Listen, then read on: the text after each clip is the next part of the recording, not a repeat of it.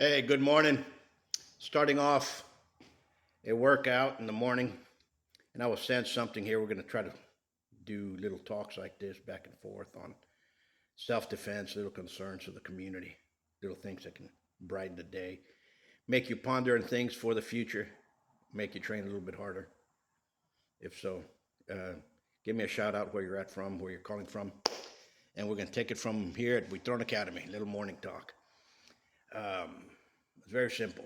I will send a video and they say, hey, Prof, is this video knife fighting?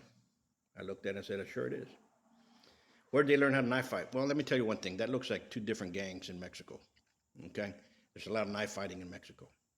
Why is there knife fighting in Mexico? Because the Spaniards conquered the West. Okay?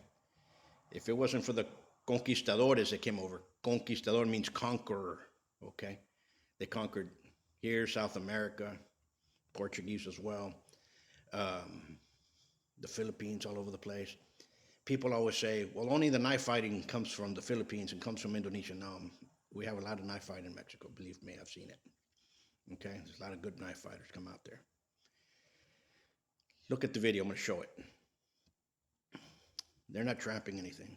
They're not trying to get inside. They're trying to slice you and dice you, make you bleed.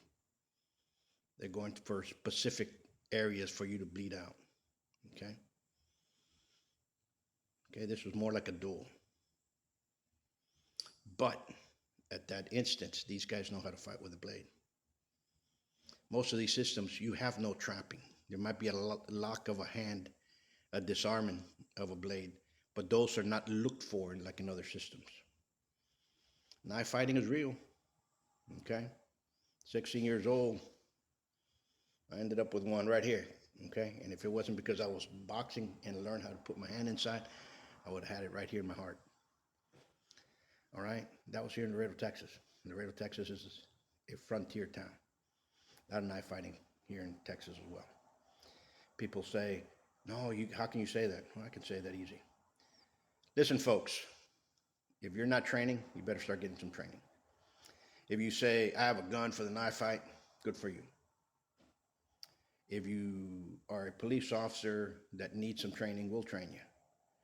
But get some training done.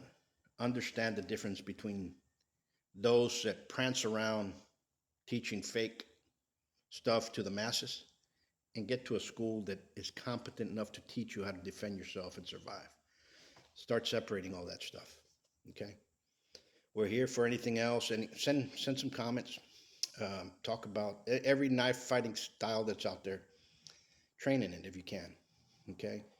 Filipinos have some excellent systems. Okay?